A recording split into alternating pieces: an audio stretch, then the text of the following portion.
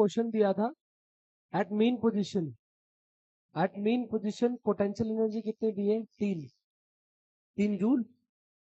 हाँ, और ये कहा है कि एवरेज काइनेटिक एनर्जी जो है वो है 4 जूल। तो पूछा गया इसने टोटल एनर्जी पूछी है, ये टोटल एनर्जी पूछी है। अब टोटल एनर्जी की अगर मैं बात करूं तो इसके अंदर काइनेटिक एनर्जी प्लस पोटेंशियल दोनों आते हैं। अब ये पोटेंशियल तो मेरे पास है ना, पर ये काइनेटिक तो मेरे पास एवरेज वाली है ना। अब देखो ये काइनेटिक एनर्जी जो एवरेज है इसका फॉर्मूला बोलिए। क्या कल आपको 1/4 k² बताया था? हाफ के स्क्वायर क्या था? तो कितना आ गया? Half 1/4 k² 4। तो हाफ के मुझे चाहिए मीन पे। कितनी होती है? कितना चला गया? 2 उधर चला गया तो ये 8 हो गया। दैट मीन्स मेरे पास काइनेटिक एनर्जी तो आ गई। काइनेटिक एनर्जी कितनी है? 8 जूल। तो टोटल कितनी आएगी? 8 + 3 कितना आ गया? 11 जूल। सही है। नेक्स्ट लिखो, U = U0 1 - cos alpha x। U = U0 cos alpha x। देखो सुनिए एक बार ध्यान से। आपको कुछ वर्क पावर एनर्जी में एक टाइप याद है जिसमें मैंने आपको U दिया था और आपसे वर्क डन मतलब F पूछा था? F में और इसमें क्या अंतर होता है? F = माइनस मतलब रिलेशन क्या होता है? -du/dx। पोटेंशियल एनर्जी का नेगेटिव ग्रेडियंट फोर्स होती है। याद आ गया? मुझे इसका यूज करना है और मुझे ये प्रूव करना है एक पार्टिकल है।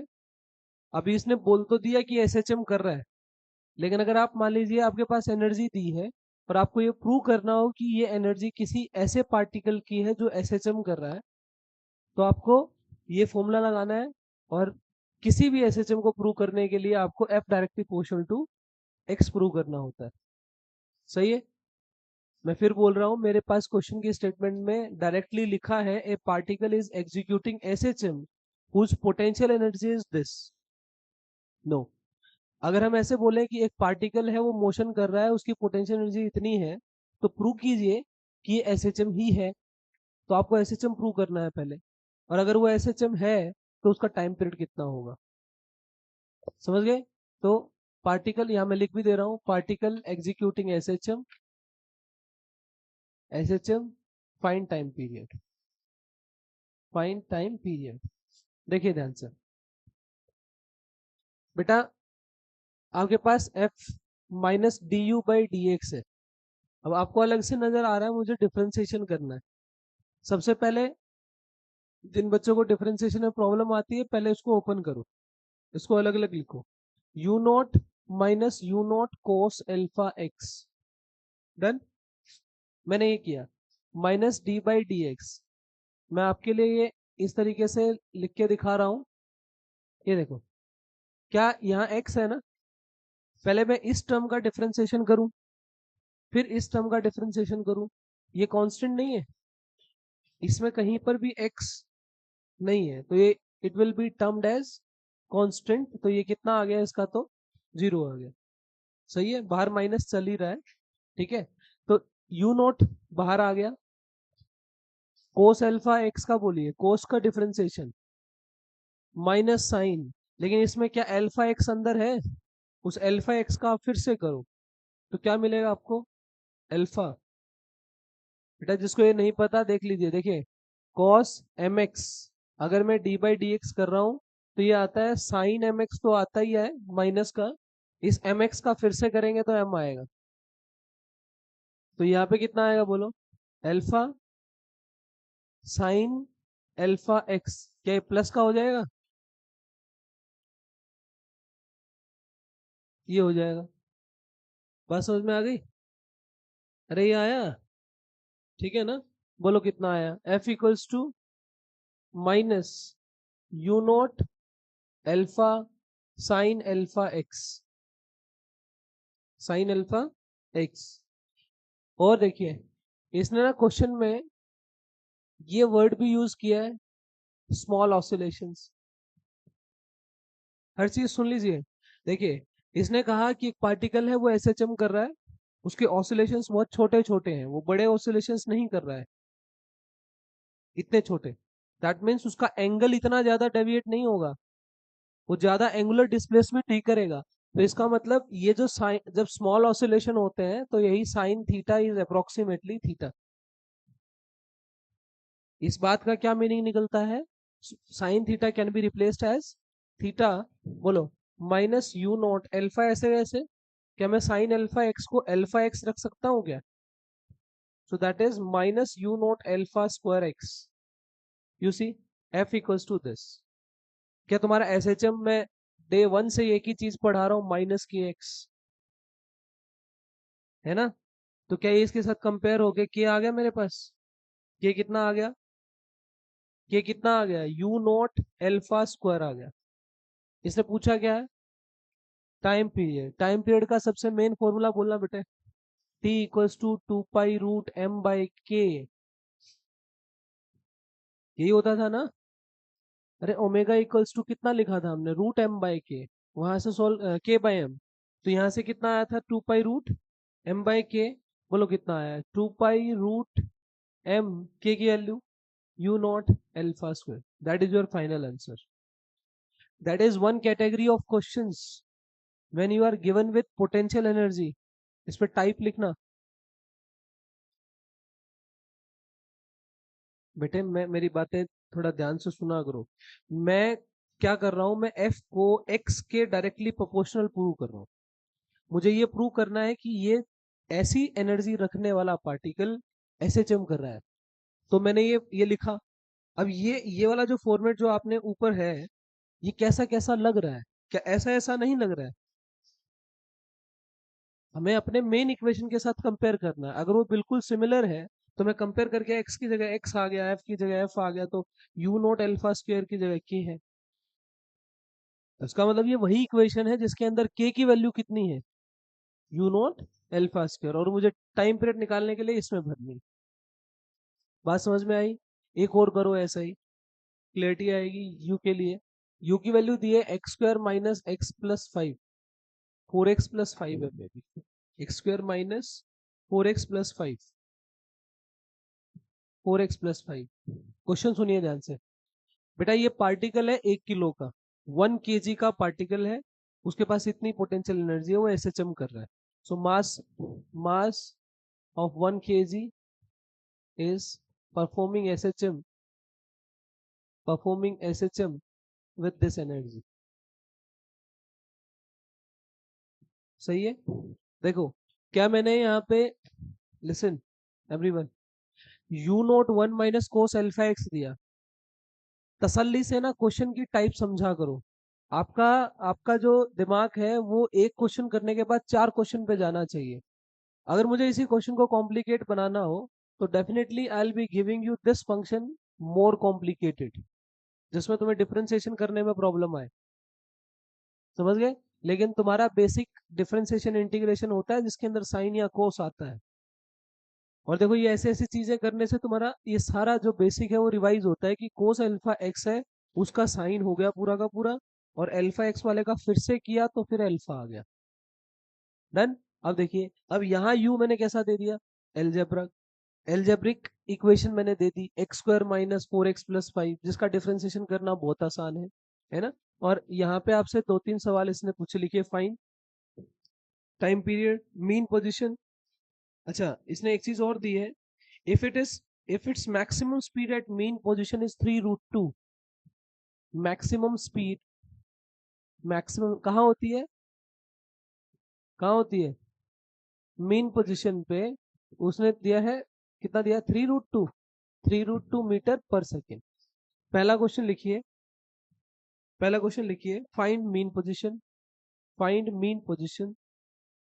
ये मैंने सबसे पहला क्वेश्चन कराया था तुम्हारे इसमें, याद करो। मैंने कुछ ऐसा दिया था, f इक्वल्स टू -2x - 2, और मैंने कहा था कि मीन पोजीशन वो होती है जहां पे फोर्स क्या हो। हाँ, तो हम पहले f निकालेंगे u से और उसको 0 के बराबर पुट कर देंगे। तो find mean position 1। Second, time period निकालिए, टाइम पीरियड निकालिए। सेकंड, थर्ड निकालिए maximum amplitude, third maximum amplitude, fourth maximum kinetic energy, maximum kinetic energy, maximum potential energy, maximum potential energy, बस यही निकालना है, निकालिए। या फिर एक काम करो, ये जो फिफ्थ लिखा है इसमें पोटेंशियल एनर्जी मिनिमम लिख लो, और एक और लिख लो U maximum, potential energy maximum. मतलब पोटेंशियल एनर्जी मिनिमम भी निकालनी है और पोटेंशियल एनर्जी मैक्सिमम भी निकालनी है। ट्राई करो, हार्डली 1 मिनट, 2 मिनट को टाइम दी। पहले F equals to minus D U by D X मुझे चाहिए, है ना। अगर मैं minus D U by D X करूंगा तो बेटे पहले माइनस ये कितना आ रहा है 2x, ये कितना है -4, कितना आ गया ये 0, ये 0 हो गया। तो मेरे पास फाइनल जो एक्सप्रेशन आया है -2x + 4 आ गया, ये आ गया। सही है। तो मैंने क्या कहा, मीन पोजीशन निकालनी है। मीन पोजीशन एसएचएम में वहां होती है जहां पे फोर्स 0 हो, तो मैंने इसको 0 पुट किया और आपने यहाँ से x की वैल्यू 2 निकाल ली। सही है। तो पहला क्वेश्चन तो हो गया। अब बात आती है इसमें, अब जैसे इसमें आपने बहुत डायरेक्टली कंपेयर कर दिया और k कितना आ गया u0 अल्फा स्क्वायर। लेकिन ऐसे सवालों में फिर से देखो, x के आगे वाली term again you have k, minus है, माइनस को छोड़ दीजिए, ये 2 जो है ये 2, ये क्या है k, है ना। तो अभी मुझे t निकालना है, तो 2 पाई रूट m बाई के, m इज 1 kg, 1 किलो का मास है, और k कितना आ गया बेटे 2 आ गया। तो कितना आ गया, ये √2 से एक कट गया ये, तो √2 पाई सेकेंड आ गया। डन। अच्छा, और क्या पूछा था, तीसरा क्या है, मैक्सिमम एम्पलीट्यूड। इसने मैक्सिमम स्पीड दी है, मैक्सिमम स्पीड कितनी होती है ए ओमेगा। याद रखो बेटे इन चीजों को, वी मैक्सिमम कितनी होती है ए ओमेगा। देखो मैं आपको बहुत बार क्लास में रिपीट कर चुका हूँ, न्यूमेरिकल करने का नेचुरल मेथड एक ही होता है, वट एवर इज गिवन उसका फॉर्मूला लगा दो या तुम भी निकाल लो। इसने बोला मैक्सिमम स्पीड इतनी है, तो आप सोचिए मैक्सिमम स्पीड कितनी होती है, तो कुछ तो देगी हमारे को। तो देखो ये ए ओमेगा है, ए ओमेगा कितना दिया है 3√2। मेरे पास ओमेगा है ना, वाई, बिकॉज मेरे पास टी है। ओमेगा ए देखिए 2 पाई/t = 3√2, कितना है ये 3√2 इंटू टी कितना था √2 इंटू पाई डिवाइड बाई 2 पाई, ये कट गया, √2 कट गया, 6 कैसे हो गया, हाँ तो 3 आ गया ना ये 3, तो 3 क्या आ गया एम्पलीट्यूड। अच्छा उसके बाद क्या चाहिए, मैक्सिमम काइनेटिक एनर्जी कहाँ होती है भाई, कहाँ होती है, मीन पे ही होती है।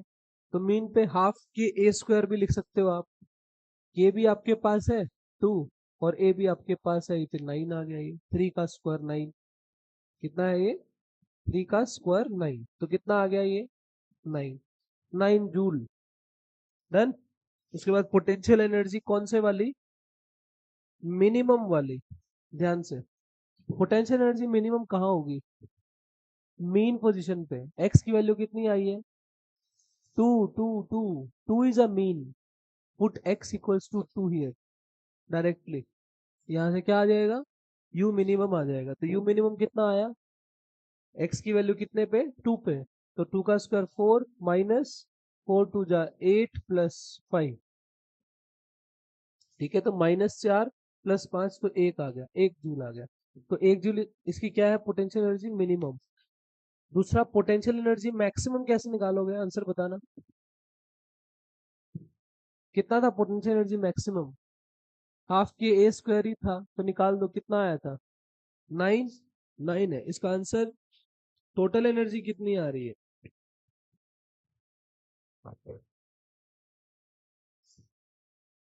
यू मैक्सिमम भी इतनी आएगी, पर टोटल एनर्जी कितनी आ रही है, टोटल एनर्जी हमारी काइनेटिक एनर्जी कितनी आएगी।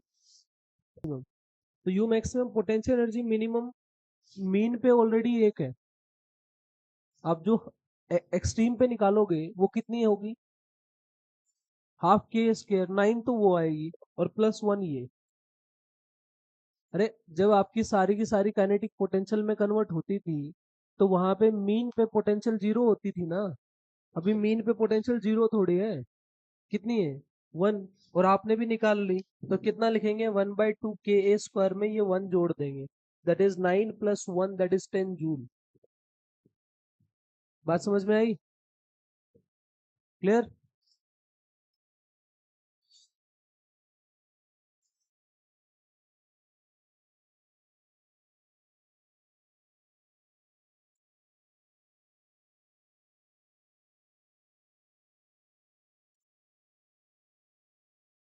क्या दिखा दूं? बेटे मैं ये कह रहा हूँ, पहले आपकी पोटेंशियल एनर्जी मिनिमम मीन पे ही होती है, हमें पता है। लेकिन वहां पे जीरो हुआ करती थी, पर इस केस में जब इसकी इतनी एनर्जी है, potential energy, at the mean position इसकी पोटेंशियल एनर्जी जीरो नहीं है। कितनी है? 1। इसका रोल है, तभी मैंने क्वेश्चन चेंज किया था। मैं डायरेक्टली ये लिख देता, कोई प्रॉब्लम नहीं थी। मेरे को यही सिखाना था कि अगर आपको पोटेंशियल एनर्जी मैक्सिमम एक्सट्रीम पे लिखनी पड़ जाए ऐसे केसेस में, तो वो आप हाफ के ए स्क्वायर नहीं लिखोगे। ठीक है, वो हाफ के ए स्क्वायर फॉर्मूला होता है, लेकिन यार वो जो एनर्जी का कंजर्वेशन चल रहा है इस एनर्जी से इस एनर्जी में, तो वो भी तो चेंज होगा ना। सोचो, काइनेटिक एनर्जी मीन कितनी है? 9। पोटेंशियल एनर्जी मीन कितनी है? 1। तो मीन पे टोटल कितनी है? 10। तो यार ये 10 की 10 ही तो कन्वर्ट होगी एक्सट्रीम पे जाके, ये तो यहां से भी निकल जाता। सिंपल, आपको सोल्व करने की भी नीड नहीं है। सही बात है ना? मीन वाली सारी एनर्जी एक्सट्रीम पे कन्वर्ट हो रही है। आप यहां से देख लो एक्सट्रीम पे कितनी है, मीन पे कितनी है, वो सारी की सारी एक्सट्रीम में कन्वर्ट हो जाएगी। ठीक। हेडिंग लिखिए सिंपल पेंडुलम।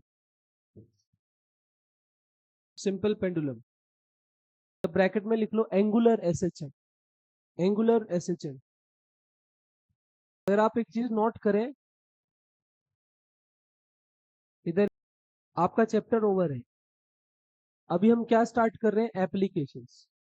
मतलब एसएचएम को आप कहाँ कहाँ देखते हैं, बेस्ट एग्जांपल्स कौन कौन है, लाइक जैसे सिंपल पेंडुलम। फिर आप स्प्रिंग भी देखेंगे। फिर मैंने आपको यूट्यूब का एग्जांपल भी दिया था, और एक सिलेंडर इन द वाटर। मतलब अगर आप किसी पानी में गिलास को ऐसे दबा के छोड़ देंगे तो वो भी ऐसे ऐसे ऑसिलेट करेगा। तो मुझे आपको 4 एप्लीकेशंस करानी है।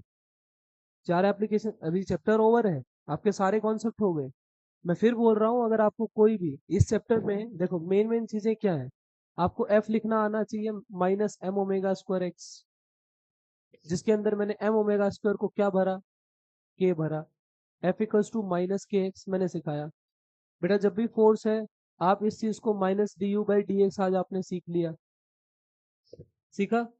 आपकी आदत होनी चाहिए ओमेगा को 2π/t भरने की। डन। अच्छा, उसके बाद जैसे यहाँ से ओमेगा 2π/t है, और हमने क्या सीखा अभी? एनर्जी। एनर्जी, काइनेटिक एनर्जी भी सीख ली, पोटेंशियल भी सीख ली, टोटल एनर्जी भी सीख ली, और सारी इक्वेशंस भी हमने इसमें देख ली। ठीक है। अभी मैं सिर्फ इस बात पे फोकस कर रहा हूँ। मैं जितने भी चारों एग्जांपल आपके सामने कराऊंगा, पहले मैं ये प्रूव करूंगा कि ये इक्वेशन बन रही है कि नहीं बन रही है। y में डिस्प्लेसमेंट हो रही है, तो मेरा आंसर आना चाहिए f directly proportional to y। x में हो रही है तो f directly proportional to x। z में z के डायरेक्टली। मतलब जब तक आप ये प्रूव नहीं करोगे, तब तक के भी नहीं आएगा। ये बात ध्यान रखिए। क्या मेरी बात समझ में आई? इस चैप्टर में देखिए, आप बार बार बोल रहे हैं कि टी का फॉर्मूला 2π√m/k है। अच्छा, ये जो फॉर्मूला जो मैं बात कर रहा हूँ, अभी चारों एग्जाम्पल में मैं यही लगाऊंगा। अभी आपने देखा, मैंने जिस जिस क्वेश्चन में आपसे टी पूछा, टाइम पीरियड, मैंने यही लगाया, 2π√m/k, है ना? तो लेकिन मेरे पास ये के भी तो होना चाहिए, और ये के तब आया जब मैंने एफ निकाला। जब मैंने एफ निकाला ये, और इस फॉर्मेट में निकाला, तो कंपैरिजन करके के आ गया। एक ठहराव देके चीजों को सोचा करो कि हम क्या सीख चुके हैं, मुझे कैसे कैसे अप्लाई करना है। क्लियर है यहाँ तक? ये चीजें लगानी है। इसमें किसी को कोई कंफ्यूजन हो तो बता दीजिए। अभी मैंने ये जो सिंपल पेंडुलम एग्जांपल दिया, किसका दिया है? सिंपल पेंडुलम में मैंने एंगुलर एसएचएम का दिया। क्यों एंगुलर एसएचएम है ये? क्योंकि ये एंगल की टर्म्स में डिस्प्लेस हो रहा है ना। और अगर मान लीजिए मैं एक स्प्रिंग लेता, स्प्रिंग तो एक लीनियर डिस्प्लेसमेंट करता, अगर लटका देता तब भी लीनियर होता, लेकिन अभी ये एंगल की टर्म में है। देखिए ये आप सस्पेंडेड पॉइंट लो, इस तरीके से आप इसको बना लीजिए, ये इसकी मेन पोजीशन है कि नहीं है। अब देखिए मान लीजिए ये कुछ यहाँ चला गया, तो ये गया तो इधर, मैं इसको मान लेता हूँ कि वाई डिस्प्लेसमेंट करके गया लीनियर ऐसे इस तरीके से, ये डिस्टेंस वाई है, पर ये एंगल कितना डिस्प्लेस हुआ, थीटा। कितने मास की बोब है ये, एम। मैंने आपको क्या सिखाया था पेंडुलम में एफबीडी बनाने के लिए, या तो बेटे जिस इस लाइन के साथ एंगल बन रहा है, या तो यहाँ पैरेलल लाइन बना लो और इसको भी थीटा लिख लो और टेंशन के कंपोनेंट तोड़ दो। पर अभी मेरे को कोई टेंशन की नीड है नहीं। ये देखो, अगर ये बॉडी इसकी मेन पोजीशन से उधर गई है, तो अगर ये एसएचएम कर रही है, ये एसएचएम का एग्जांपल है, तो डेफिनेटली कोई अपोजिट लाने वाली फोर्स भी तो लगेगी ना इसके ऊपर। पूरे चैप्टर में एक ही बात पढ़ के आए हैं, if body is getting displaced from its mean position, then उसके ऊपर एक रीस्टोरिंग फोर्स लगती है। अब मुझे वो देखनी है, वो कौन सी है। तो कौन सी है, देखो ये नीचे क्या लग रही है, mg। देखो मैंने एक तरीका तो ये बताया, ये थीटा एंगल इस लाइन के साथ बन रहा है, तो इस लाइन के साथ भी तो बन रहा है, तो इस लाइन को भी क्या कर दो, एक्सटेंड। तो ये बोलो ये थीटा है, तो फिर ये भी क्या है, थीटा है। अब आप इसके कंपोनेंट तोड़ के देखिए, mg cos थीटा और ये क्या, mg sin थीटा। क्या आपको क्लियरली नजर आ रहा है कि mg sin theta is that force which is taking it back to the mean position. ये वाली फोर्स इसको वापस थोड़े ला रही है, टेंजेंशियली ये वाली फोर्स इसको वापस ला रही है। तो मैंने क्या लिखा, अच्छा ये वापस लग रही है, इसलिए मैंने इसको माइनस mg sin थीटा लिख लिया। कोई प्रॉब्लम, सही है। चलिए, अब देखो, अगर मैंने कहा ये एसएचएम हो रहा है, आप क्या समझ रहे हैं, मैं इतना बड़ा डायग्राम आपके सामने बना रहा हूँ, ये डायग्राम इतना बड़ा है नहीं। ये जो ऑसिलेशंस होते हैं ये हमेशा बहुत छोटे ही होते हैं, मतलब अगर आप इसको प्रैक्टिकली देखेंगे तो बहुत छोटा एंगल बनता है। तो बहुत छोटा एंगल के लिए तो फिर ये थीटा क्या होगा, फॉर स्मॉल स्मॉल थीटा मेरा साइन थीटा इज अप्रोक्सीमेटली, तो F equals to minus M G theta और नॉट। ठीक। अब देखो अप्रोक्सीमेशन कैसे लगती है, बेटा जब ये एंगल बहुत छोटा होगा, कोई चीज ऐसे है, देखो कोई चीज ऐसे ऐसे गोल थी, लेकिन अगर मैं इस एंगल को बहुत छोटा लूंगा ना, तो मुझे ये थोड़ी सी स्ट्रेट नजर आएगी। बात समझ में आ गई, ना भी आए तो बहुत कम स्ट्रेट कर्व्ड नजर आएगी। सही बात है। तो ये कितना है, थीटा। स्ट्रिंग की लेंथ कितनी है, एल। ये कितना है, वाई। क्या मैंने सर्कुलर मोशन पढ़ाया आपको, यस। तो सर्कुलर मोशन में अब देखो ये इस सेंटर के अबाउट घूम रही है, तो उसका रेडियस ये नहीं हो गया। तो again find theta equals to arc by radius. आप ये वाला भी लगा सकते हैं, बोलो थीटा कितना है, थीटा है, आर्क कितना है, वाई है, रेडियस कितना है, एल है। नहीं आया समझ। देखो जब हम किसी चीज को कर रहे होते हैं ना, तब हमें इतना समझ में नहीं आता, जितना करने के बाद हम देखते हैं तब आता है। एक ऑब्जर्वेशन होती है, अगर आप कॉपी में देखेंगे ना, एक यूनिफॉर्मिटी नजर आएगी। जब जब मेरा इसके साथ पाला पड़ा, तब मैंने ऐसी चीजें करी। जब जब मुझे अप्रोक्सीमेशंस लगानी पड़ी, अब मैं साइन थीटा कहाँ से निकालूं इसमें। देखो अगर आपने ढंग से सारी चीजें सुनी है, मैथ्स वाले मेडिकल जो भी हैं बच्चे, बेटे sine theta cos theta tan theta जहां भी आ गए, तो दिमाग में राइट एंगल ट्रेंगल तो आई होगी ना। कहाँ से बनाऊं राइट एंगल ट्रेंगल इसमें, अब बिना राइट एंगल ट्रेंगल के तो साइन कॉस टेन निकल ही नहीं सकते। ट्रिग्नोमेट्री में बिना राइट एंगल के कुछ नहीं होता। जब है ही नहीं तो इसका मतलब मुझे कुछ तो रिड्यूस करना ही पड़ेगा। ये मैं सारी चीजें इसलिए बता रहा हूँ कि मुझे कैसे पता ये स्टेप्स लेने हैं, समझ गए, कैसे सोचना है। ये नहीं है कि टीचर ने बता दिया ऐसा कर दो तो ऐसा ही कर दो। अब यहाँ पे माइनस एम जी थीटा, ये थीटा, थीटा कितना आ गया बोलो, F equals to minus M G Y by L. F equals to minus M G by L into Y. क्या वाई इज ए डिस्प्लेसमेंट, मेरे को क्या प्रूव करना है, F directly proportional to displacement. तो क्या यहाँ से F directly proportional to Y आ गया कि नहीं आ गया? तो ये पक्का प्रूव हो गया कि ये फोर्स एसएचएम करा रही है। डाउट है? क्लियर हो गया यहाँ तक? चलो, तो अब बताओ, क्या मैं इस इक्वेशन को किसके साथ कंपेयर करूं भाई? क्या एफ इक्वल्स टू माइनस के वाई जैसा बन गया ये? बोलो के कितना आया यहाँ पे? K equals to M G by L. बोलो, टाइम पीरियड का फॉर्मूला किसी एसएचएम के लिए 2 पाई रूट एम बाई के होता है आपके पास के? कितना आया? 2 पाई रूट एम, ऐसे का ऐसे, के कितना है? M G by L. L ऊपर चला गया, एम से एम कैंसिल हो गया, और ये जो पॉपुलर फॉर्मूला जो पढ़ते हो ये यहां से आता है। पेंडुलम का टाइम पीरियड का फॉर्मूला यहां से निकल के आता है, 2 pi root L by G. Clear है यहाँ तक? आसान था। अब देखो, क्यों क्यों हम कहते हैं कि तुम लोगों को free body diagram Newton laws में आना चाहिए। ये छोटी छोटी चीजें यूज हो जाती हैं, और इतनी ही छोटी छोटी यूज है 12th क्लास में यूज हो जाएंगी। मतलब 11th का मतलब ये नहीं है कि 11th की सारी ही बातें 12th में यूज हो रही है। रत्ती भर 5-7%, 10% यूज होता है। कहीं 11th की नीड फील नहीं होती, पूरी 12th क्लास में होती है भाई, कहीं भी फील नहीं होती। ठीक है, उतार लीजिए फटाफट इसको, टाइम पीरियड निकालो 2 पाई रूट एल। इस फॉर्मूले में आपको क्या नजर आ रहा है? मास नजर आ रहा है, एम नजर आ रहा है। That means this time period is independent of mass. इसको इस बात से कोई मतलब नहीं है मास कितना है, इसका टाइम पीरियड एल पे डिपेंड कर रहा है। What is L here? देखो, क्या होता है फॉर्मूले की सर्जरी करने का मीनिंग, क्या होता है फॉर्मूले की सर्जरी करने का मीनिंग? होता है ये जो एल है ये एल इफेक्टिव है, L effective. What is L effective?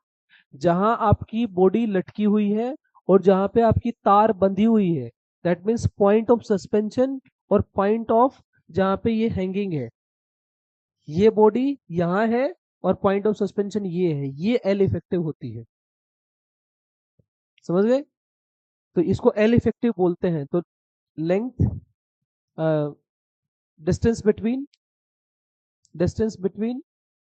Bob and point of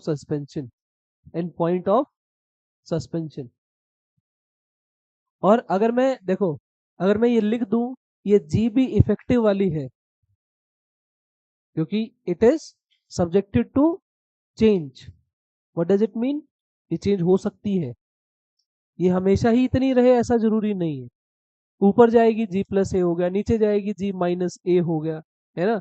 horizontally accelerate करेगी तो याद है आपको, जब हॉरिजॉन्टली एक्सेलरेट करता है तो एक्सेलरेशन इधर होती है, जी नीचे लगती है, रिजल्टेंट रूट ए स्क्वायर प्लस जी स्क्वायर आता है। तो वहां पे आपको एक्सेलरेशन इसकी जगह ये भी भरनी पड़ सकती है। हर एंगल डिस्कस होता है, आपको पता है, हर क्वेश्चन में टीचर हर एंगल डिस्कस करता है। और मैं बार बार इतना टिका टिका के मैं इसलिए बोल रहा हूँ ताकि दिमाग में बैठ जाए ये चीजें। ठीक है, 2 पाई रूट एम बाई के, 2 पाई रूट एल बाई जी आ गया। तो मैंने क्या लिखा? This time period is independent of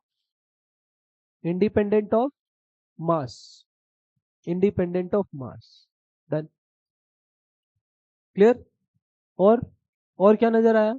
इसके बारे में एक चीज और लिखिए, this is valid for lengths which are less than R E. लिखो, valid for L less than R E. What is R E? Radius of earth, radius of earth. कितनी होती है भाई? 6400 kilometre. 6400 kilometre is the radius of earth. ठीक है, ये तब लगा दें। अब आप बोले सर ये लेंथ इससे ज्यादा हो गई तो फिर ये बदलेगी, एल इफेक्टिव। इसके लिए देखिए जल्दी, उतार लीजिए। क्या देखना है? इफ, यहाँ case banana, if L is क्या हो? आर ई से भी बड़ा हो, है ना। वहां तो ठीक है, वो फॉर्मूला हम लगा देंगे, और आपके maximum number of questions will be based on this 2 pi root L by G. यहाँ पे देखिए, ये जो एल इफेक्टिव होगी ये हमारे लिए चैलेंज है। मुझे फॉर्मूला क्या निकालना है? T equals to 2 pi root L by G, ये एल इफेक्टिव मुझे निकालनी है। बेटा ऐसे केस में मैं मान लेता हूँ एल इफेक्टिव कितनी है? L dash, suppose. ठीक है, तो ऐसे केस में एल इफेक्टिव निकालने का तरीका होता है 1/L प्लस 1/RE। इसको लिख लीजिए direct, it is like a average. ठीक है, ताकि हमारे एरर्स कम आए। मैंने क्या कहा है, अगर मुझे एल इफेक्टिव निकालनी है तो मैं इस तरीके से निकाल रहा हूँ। मैथ्स वालों को पता होगा, ये बिल्कुल वैसा ही आएगा जैसे हार्मोनिक मीन जैसा होता है, 2AB/A+B। ठीक, पर ये AB/A+B आ रहा है, कितना आ रहा है ये सोल्व करके, LRE बोलो, L+RE नहीं आ रहा है ये। अरे एलसीएम कितना आ गया इसका, नींद में हो? अरे LRE एलसीएम आ गया, ऊपर क्या बन गया, RE+L। मैंने इसको पलट दिया, L डैश आ गया, ये रहा। डन, सही है। अब बताइए, अब मैं इसको और क्या लिख सकता हूँ, इसको क्या लिख सकते हैं हम, और सिंप्लीफाई कर सकते हैं इसको। यहाँ भरो इसको पहले, यहाँ से टाइम पीरियड कितना आया, 2 पाई रूट एल इफेक्टिव कितना आ गया, L/RE/में L+RE/में G। ठीक, कुछ ऐसा कर लेते हैं जिसकी वजह से कुछ सिंप्लीफाइड फॉर्म हमारे सामने आए। क्या कर सकते हैं बोलो, ये L/RE है, इसको इसके नीचे लिख दूं। देखो 1/L+RE है, इसको यहाँ लिख देता हूँ, L × RE। और नीचे क्या चल रहा था, G चल रहा था। नहीं बात समझ में आई? अरे A/B को मैं 1/B/A नहीं लिख सकता, तो वही मैंने लिखा है। तो ये LRE, इसको सॉल्व करो, कितना आएगा, L से L कट गया, कितना बन गया ये, 2 पाई रूट 1 बाय, कितना बनेगा G। देखो LRE इसको भी दिया, तो L से L कैंसिल हो गया, तो 1/RE बन गया, प्लस प्लस यहाँ पे क्या बनेगा, तो वही बन गया ना सेम,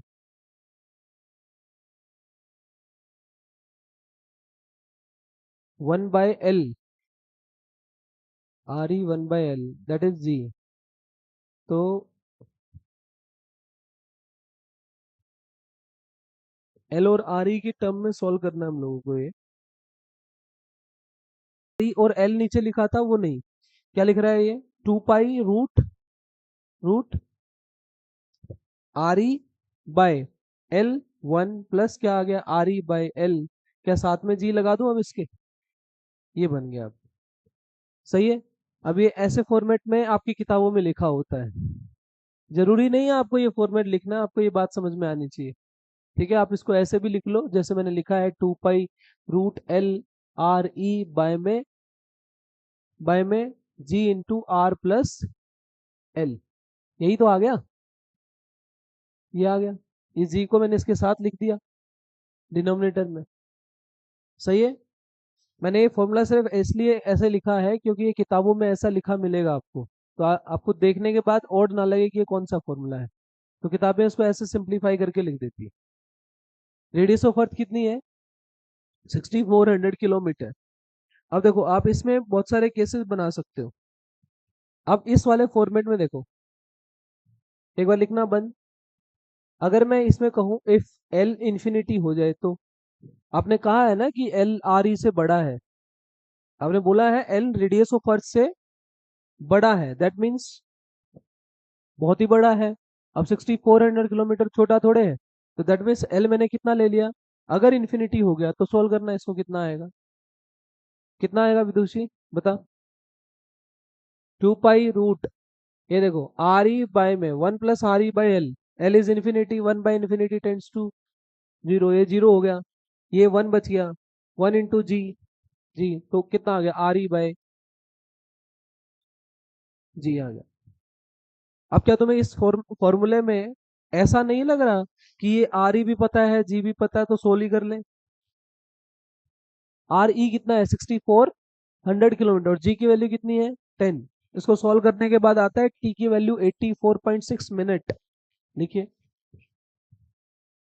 सॉल्व करने के बाद कितना आता है, 84.6 minute time period simple pendulum का।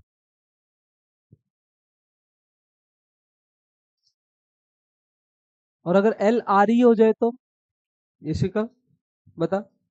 एक केस तो ये है, दूसरा केस है कि अगर एल आर ई हो जाए देन सॉल्व कर लो। ठीक, कितना, 2 पाई रूट आर ई ऐसे क्या ऐसे बाय में 1 + RE/RE, तो कितना आ गया, इतना अंतर आया है। ये सॉल्व करने के बाद आता है बेटा 60 मिनट, यानी कि 1 घंटा। इसका टाइम पीरियड 1 घंटा हो जाएगा।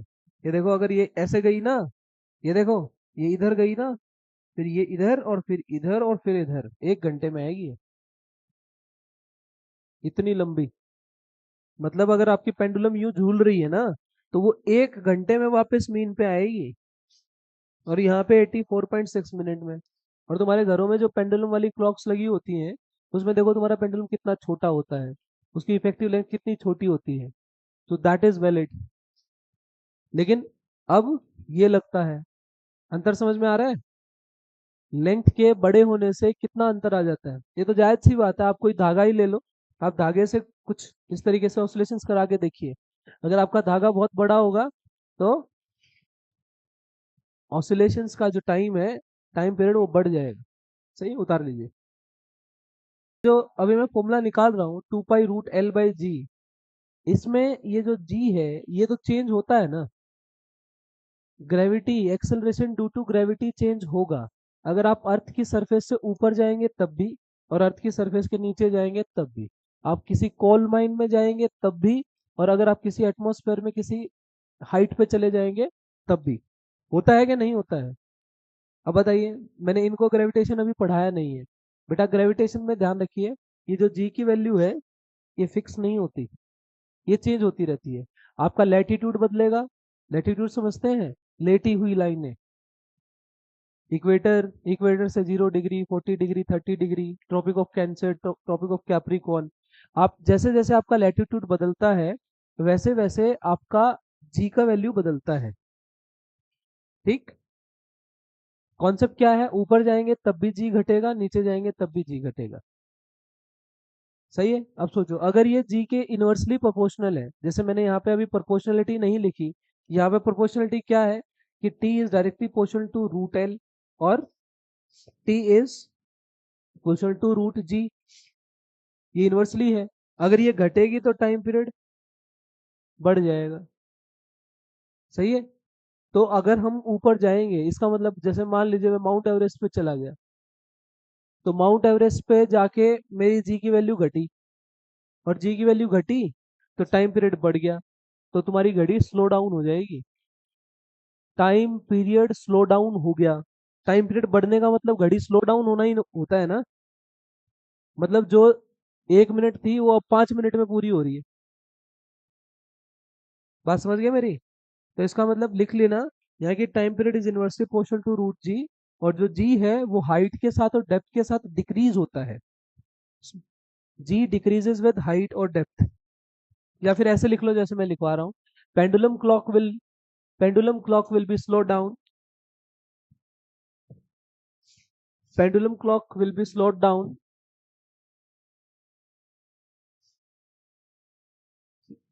slow down, or you can say pendulum clock will lose the time। आपकी मर्जी है, ये भी लिख लो, pendulum clock will lose the time at hills or inside the mines, at hills or inside the mines, at hills or inside the mines।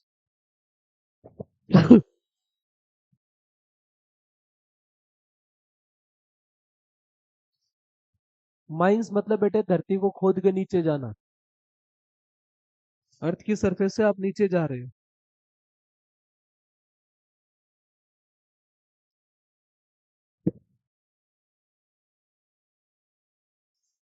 लिखो, इसमें एक point बनाना, time हो गया है, कल करते हैं इसको, है ना।